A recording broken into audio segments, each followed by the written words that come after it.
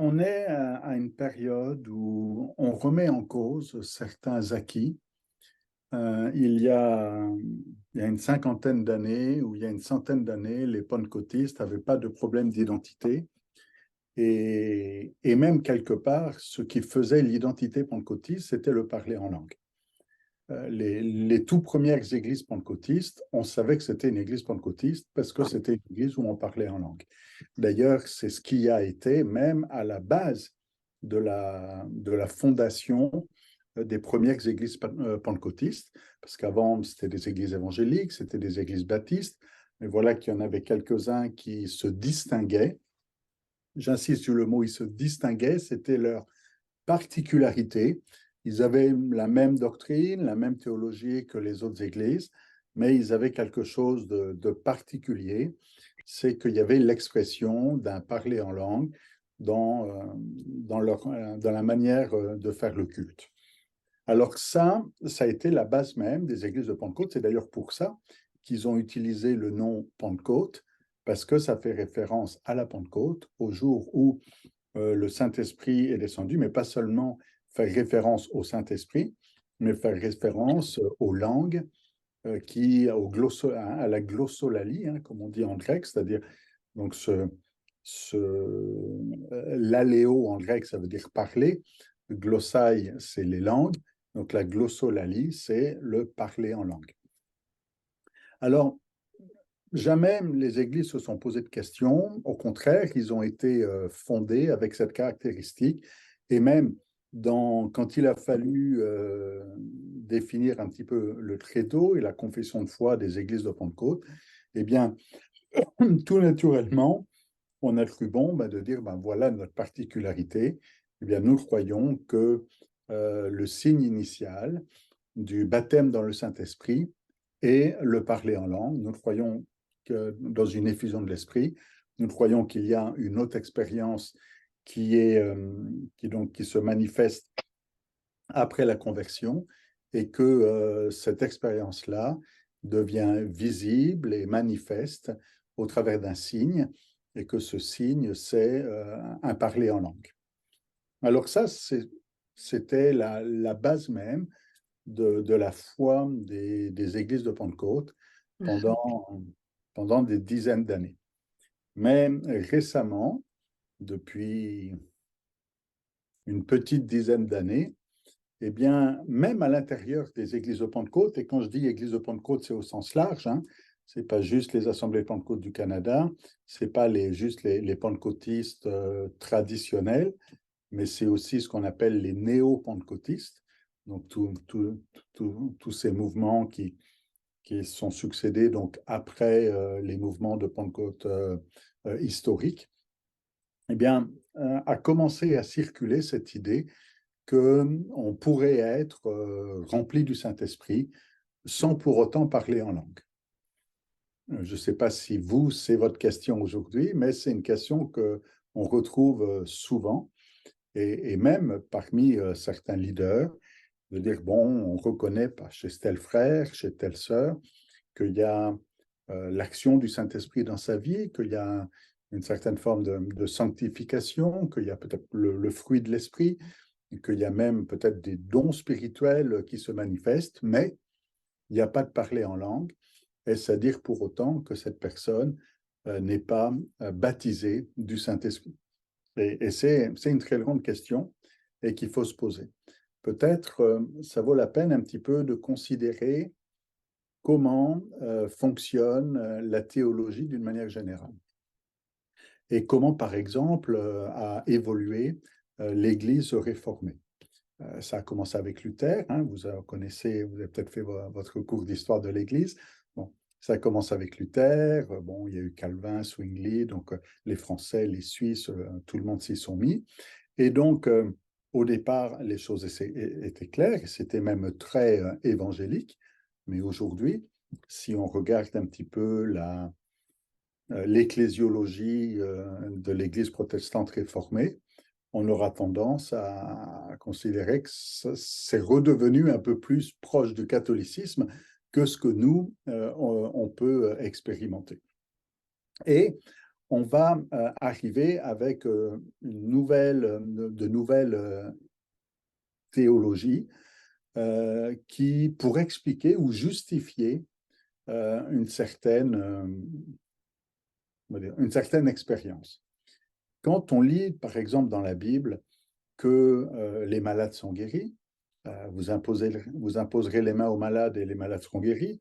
Quand on lit demandez, vous recevrez. Quand on lit donc des choses comme ça qui sont évidemment claires pour des pentecôtistes, hein, les pentecôtistes croient dans la guérison, bah, dans les églises plus traditionnelles et plus historiques, hein, on va juste citer l'église protestante réformée, mais après c'est arrivé avec ce qu'on appelle le néo-calvinisme. Mais en tout cas, on est arrivé à un mouvement qu'on a appelé un mouvement cessationniste, c'est-à-dire que comme on ne voit pas ces choses, on a commencé à expliquer pourquoi on ne les voyait plus. Comme on ne voyait plus de miracles, comme on ne voyait plus de manifestations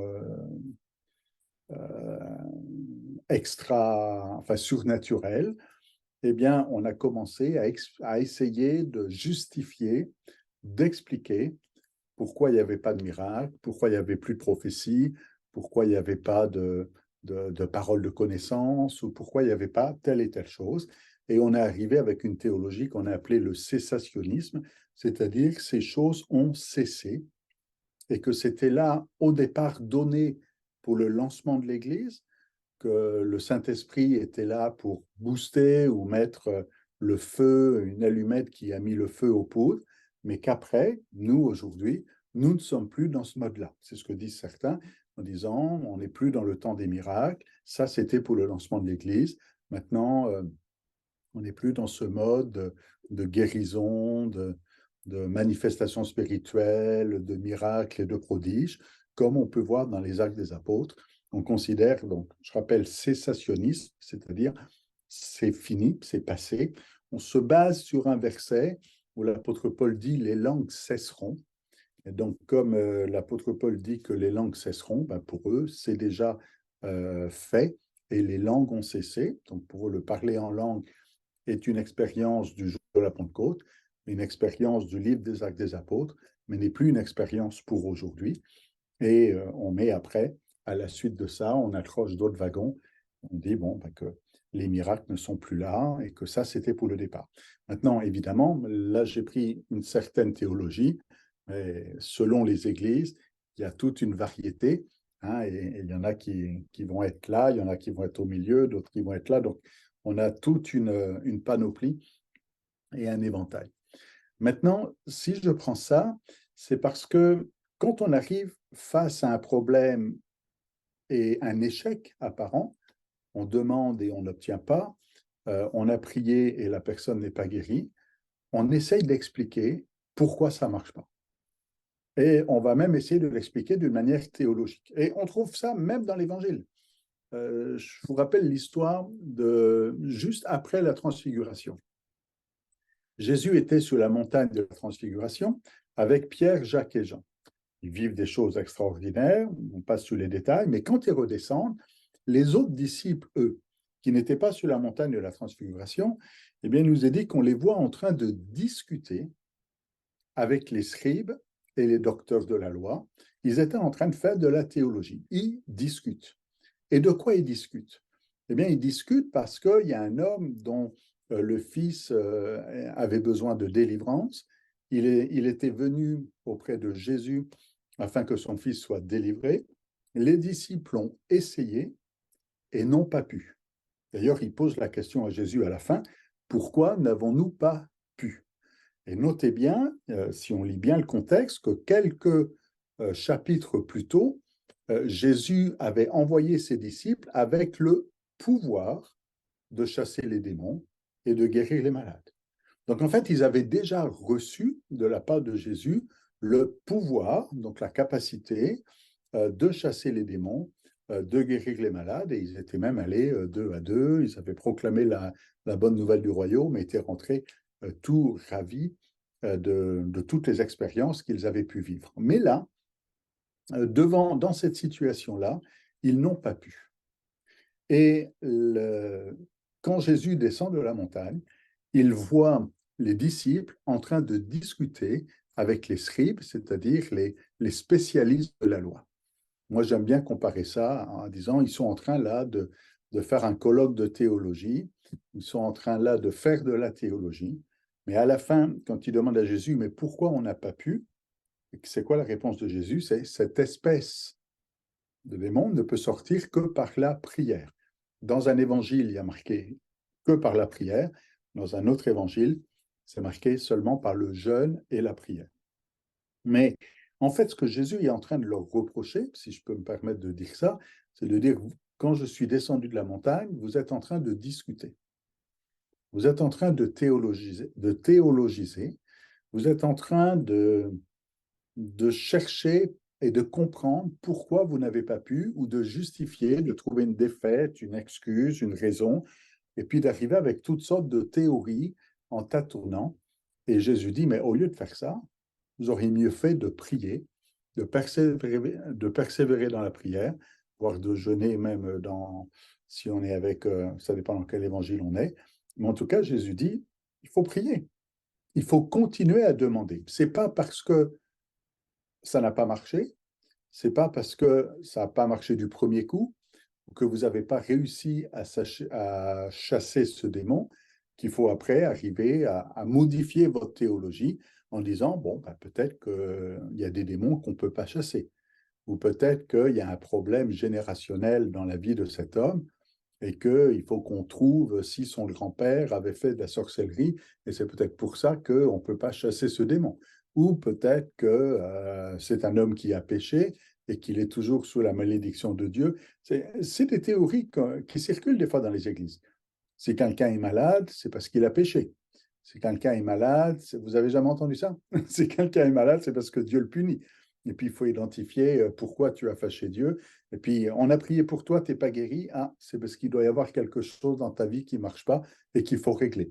Donc, dès qu'on est devant un échec, dès qu'on est devant quelque chose que l'on ne comprend pas, on essaye d'expliquer et de trouver une raison. Évidemment, ces explications, ça ne marche pas.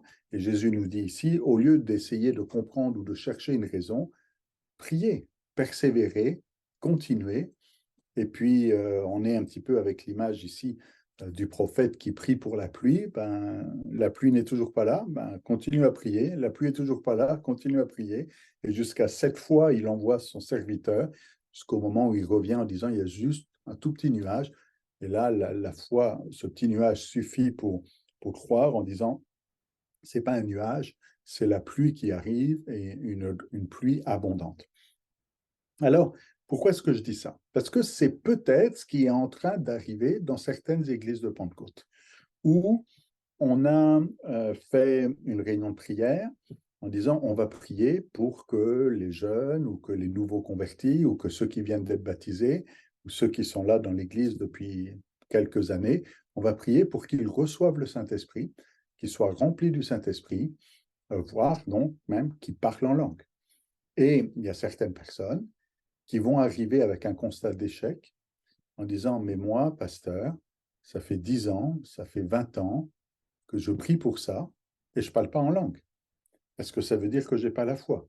Moi, ça fait 10 ans que je prie et j'étais pasteur. Hein, j'étais pasteur à l'église de Pentecôte de Drummondville pendant 14 ans et j'ai fait face à ces questions. Et je me souviens de certaines personnes qui disent, mais pourquoi lui, il est baptisé du Saint-Esprit et pas moi? Pourquoi moi, ça fait autant d'années que je demande, je supplie, je prie et il ne se passe rien? Et à force comment dire, à un moment donné, la patience, on manque de patience, et puis on commence à douter, à questionner, et à se dire, bon, peut-être que si je n'ai pas le Saint-Esprit, c'est que Dieu ne veut pas me le donner, et que Dieu ne le donne pas à tout le monde. Que peut-être que c'est pour certains, et il y a certains milieux baptistes, par exemple, où ils vont croire dans le parler en langue, et ils vont dire que c'est seulement pour le pasteur, le leader, les responsables, mais pas pour le simple chrétien. Donc certains vont dire, bon, peut-être que Dieu va le donner à certains, mais pas pour moi. Ou d'autres vont dire, peut-être que je ne le mérite pas. Peut-être que il y a quelque chose dans ma vie qui fait en sorte que je ne mérite pas d'avoir le Saint-Esprit, et ils vont chercher, se culpabiliser et se remettre en cause. D'autres vont tout simplement remettre en question leur foi en disant, ben, il dit demandez et vous recevrez. Ben, je demande, je ne reçois pas. C'est que je n'ai peut-être pas la foi et c'est pour ça que je ne reçois pas. En tout cas, je se retrouve devant de gros points d'interrogation et à cause de cela, eh bien, on essaye de fabriquer des réponses.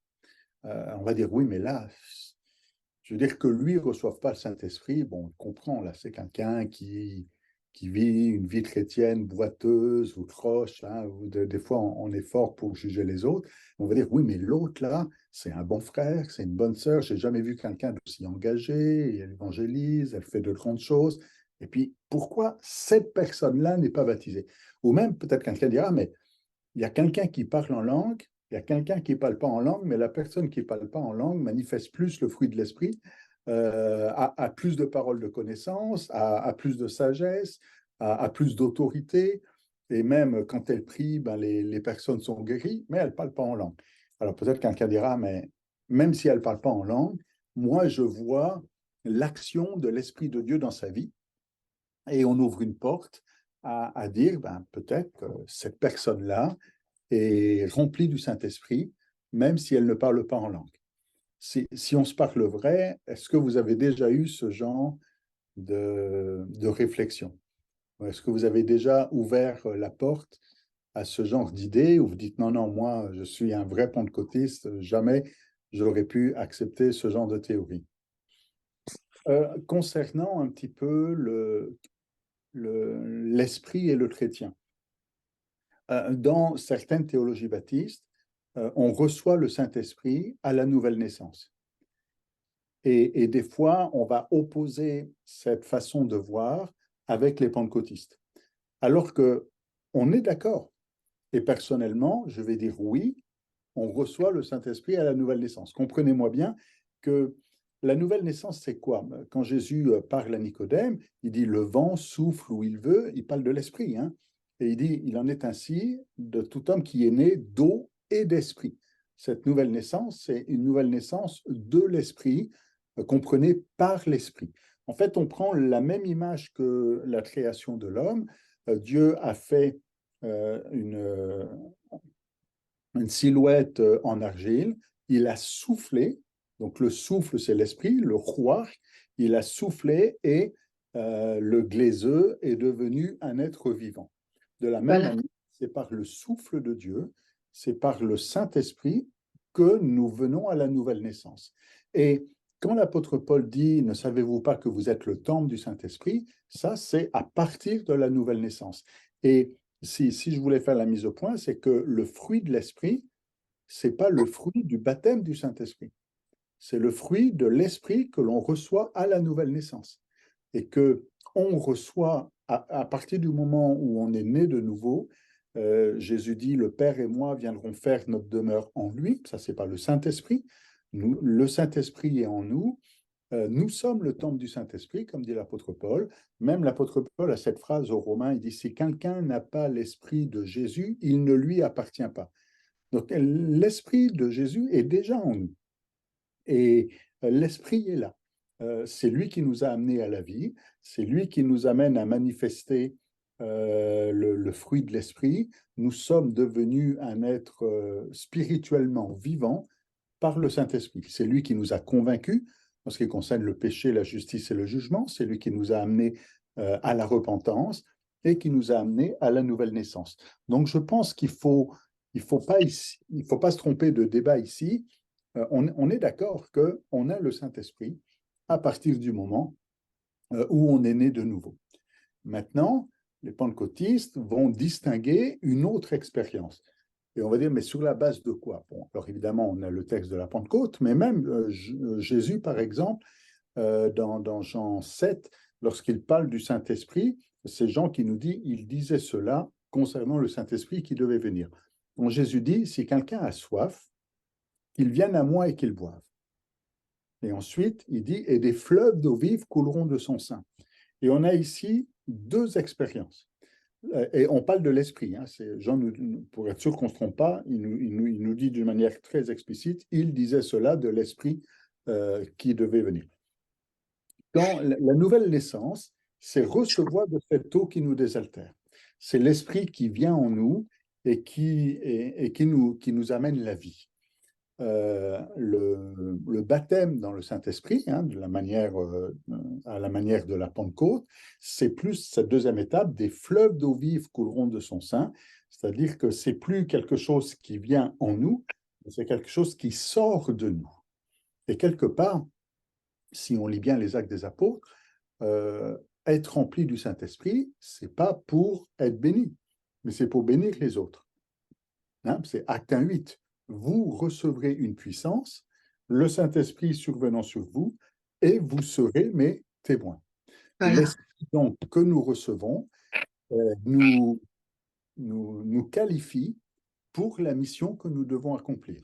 Et quand on parle des dons spirituels, hein, que l'apôtre Paul a une liste ici de 9 dons spirituels, c'est pas pour notre bien, mais c'est pour l'utilité commune, c'est pour l'édification de l'Église, c'est pour les autres.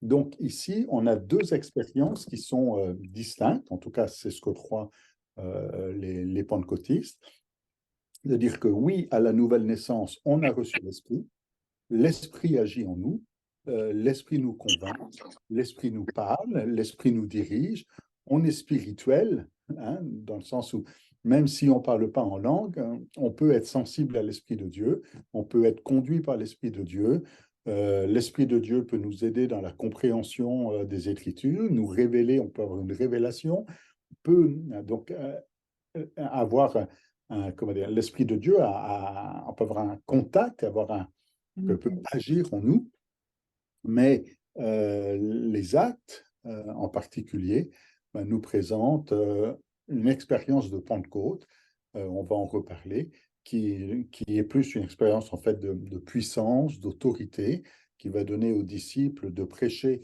la parole avec hardiesse, avec courage, avec autorité, et qui va amener l'Église à avancer plus vite. Maintenant, si on fait un peu d'histoire, puis qu'on lit un peu les réveils de sainteté, hein, les réveils méthodistes, donc avec Wesley et autres, on a de grands réveils avec des foules qui se convertissent et même des miracles, mais il n'y a pas de Amen. parler en langue. Et il n'y a pas de Pentecôte ici, mais ça ne veut pas dire que l'Esprit de Dieu n'était pas à l'œuvre.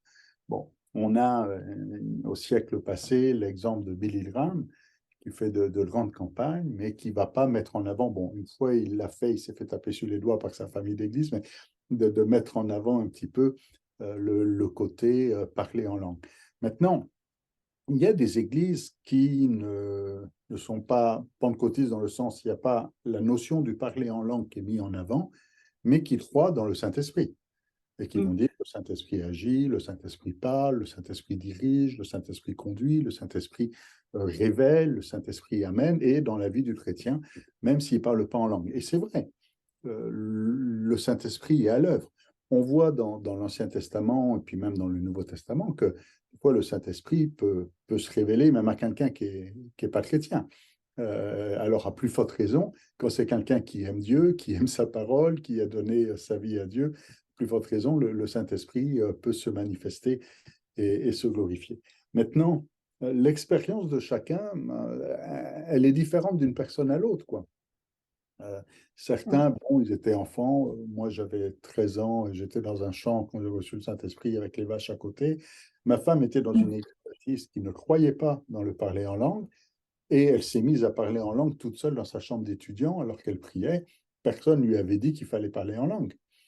Et puis, quand elle est allée parler avec les anciens de l'église, ils lui ont dit, c'est pas normal ça. Bon, bon, moi, je fais une histoire courte, elle n'aime pas que je dise ça, mais je dis, elle s'est fait mettre à la porte de l'église, puis elle s'est retrouvée à l'église de Pentecôte, mais finalement, c'est peut-être une bonne chose pour elle, parce que c'est là qu'elle m'a rencontré. Enfin, peut-être, j'espère que c'est une bonne chose. Je ferme la parenthèse ici. Ma fille aînée, c'était à Drummondville, elle était adolescente. On avait une soirée, et dans cette soirée, on a prié pour ceux qui voulaient recevoir le Saint-Esprit. Elle était en bas en train de garder les enfants. Et puis elle a monté, on a prié pour elle. Elle a pas, il ne s'est rien passé. Puis on est revenu à la maison. Bon, on l'a plus trop vue. On commençait à manger. Puis en fait, elle est redescendue à un moment donné. Puis elle dit, ça y est. On dit, ça y est quoi? Elle dit, bah, ça y est, je l'ai. En fait, elle était revenue en disant, je ne sors pas de ma chambre tant que je ne suis pas rempli du Saint-Esprit. Alors c'est sûr que ça demande, c'est la question que Craig demandait, est-ce que je le voulais vraiment?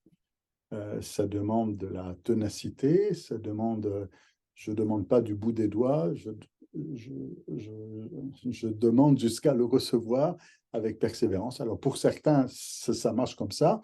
D'autres, ils reçoivent le Saint-Esprit, ils ne l'ont même pas demandé. Ils se mettent à parler en langue. On se dit, tiens, moi j'aimerais bien que ça m'arrive comme ça, vont dire. Hein. Puis il y en a d'autres qui disent, ben, moi je demande, je prie, et puis il ne se passe rien, puis ça devient frustrant. Et plus on est frustré, ben, moins ça va avancer. Et puis, et ça devient plus compliqué. Mais il faut pas qu'on essaye d'expliquer pourquoi telle personne, moins je pense qu'il faut qu'on reste avec un peu d'humilité et puis que la Bible reste notre modèle. Je vous rappelle comment la Pentecôte a commencé. C'était dans une école biblique, hein, à Topeka. Là, on lit le livre des Actes des Apôtres et les étudiants et le professeur se rendent compte qu'il y a quelque chose qui nous manque. Il y a dans ce texte-là ici, ils sont en train de vivre quelque chose que nous, on ne vit pas. Donc, c'est le texte de la Bible qui les a amenés à chercher le Saint-Esprit. Et c'est là comme ça que même la première personne qui a été baptisée, c'était une femme, et c'était la cuisinière, c'était même pas une étudiante qui était dans la salle de classe. Mais c'est parti par, il y a ce que dit la Bible, et on cherche ce que dit la Bible. Alors c'est vrai que des fois après, on reproche aux pentecôtistes d'avoir une expérience et de faire une théologie à partir de l'expérience. Bon, mais nous, vous êtes en train d'étudier ici, vous êtes à l'Institut biblique du Québec. Ce qu'il faut justement, c'est pas essayer de construire notre foi et notre théologie sur les expériences des autres. Mm. Comme si on dit, ben voilà, j'ai prié pour quelqu'un, la personne n'a pas été guérie, donc je vais changer ma théologie et dire que Dieu ne veut pas guérir les malades. À un moment donné, il y a ce que dit la Bible. Maintenant, des fois, on peut être dans une situation qu'on ne comprend pas, situation qui nous échappe, mais ça n'enlève en rien de la véracité des Écritures et du plan de Dieu, de la volonté de Dieu. Dieu veut donner le Saint-Esprit. Cette promesse est pour vous, dit l'apôtre Pierre à la Pentecôte, et pour vos enfants, on aussi le grand nombre qui croiraient, qui fait référence à l'Esprit ici. Donc il y a des choses qui sont vraies, il y a des choses qui sont immuables, et ce n'est pas parce que il y a certains échecs, où il y a certaines situations où ça ne marche pas comme ça devrait marcher, qu'il faut changer ce que le texte nous dit. Et dans le schéma biblique, bon, on n'a pas le temps de développer tout ça ce soir, mais c'est développé un peu plus dans le cours, je fais la publicité pour l'IVQ, hein, développé un peu plus dans le cours de pneumatologie, donc sur l'esprit à l'Institut biblique du Québec. On voit que le parler en langue, c'est le modèle biblique. Alors, est-ce que ça veut dire que si quelqu'un ne parle pas en langue, il n'est pas rempli du Saint-Esprit? En tout cas, selon le modèle des actes, c'est que quand il est rempli du Saint-Esprit, il parle en langue. Maintenant, il ne faut pas tomber dans un mode de jugement, parce qu'on voit que l'apôtre Paul, Romains 14 et autres, je veux dire, nous met en garde là-dessus. On n'est pas là pour se juger, se blesser en disant, toi, tu es un mauvais chrétien parce que tu ne parles pas en langue, moi, je suis un bon chrétien parce que je parle en langue. Parce que moi, j'ai déjà vu hein, des gens qui parlaient en langue et c'était des moins bons chrétiens que d'autres qui ne parlaient pas en langue. Hein. Si on peut Non. faire ce genre d'évaluation-là. Mais donc, il ne faut pas tomber dans un jugement parce que souvent, il y a certaines personnes qui ne parlent pas en langue, surtout quand ça fait depuis quelques années, vont finir par se culpabiliser ou se sentir jugés par d'autres. Et il ne faut pas tomber là-dessus parce que plus on rentre là-dedans et plus ça va bloquer. Mais plutôt dire, ben, il y a un modèle biblique et quelle que soit la situation dans laquelle je suis, ce que je vois autour de moi, ça ne change rien à ce qui est dit dans la Bible. Maintenant, ceci étant dit, donc, le parler en langue est le signe biblique que quelqu'un est rempli du Saint-Esprit. que ça déborde. Maintenant, ce n'est pas parce que ça ne déborde pas avec un parler en langue que l'Esprit de Dieu n'est pas à l'œuvre. C'est un peu ce que disait Nathalie tout à l'heure, en disant il n'y avait pas de parler en langue, mais il y avait des manifestations spirituelles, il y avait des paroles de connaissance, il y avait évidemment le Saint-Esprit est à l'œuvre, mais ça ne veut pas dire qu'on est rempli. Mais comprenez, rempli, ça veut dire que c'est jusqu'au top. Mais ce n'est pas parce que ce n'est pas rempli qu'il n'y a rien. Et des fois, on est trop bouléen en disant c'est soit on est rempli, soit on n'a rien. Non, il y en a qui en ont plus que la moitié ou qui en sont aux trois quarts. Puis des fois même, vous l'avez peut-être déjà expérimenté dans un temps de prière, on prie pour quelqu'un et on dit mais on sent que c'est pas loin là, t'es proche là. C'est comme si on sent que la personne, elle allait arriver à parler en langue, mais de justesse, c'est pas passé. Et on sentait que la personne était touchée, que l'esprit était là, qu'il y avait vraiment quelque chose qui se passait avec elle, mais le parler en langue n'est pas sorti, mais pourtant c'était très proche. Et dans ce sens-là, des fois, on peut, enfin, l'esprit de Dieu est en nous, mais il n'est pas arrivé à ce débordement. Donc, c'est pas parce que quelqu'un ne parle pas en langue que l'esprit de Dieu n'agit pas ou se manifeste pas dans la vie de quelqu'un. Mais le parler en langue, c'est le signe que ça déborde et que là, il y a vraiment une plénitude, hein, pour reprendre l'expression de Luc dans les Actes, qui est vraiment plein, rempli du Saint-Esprit.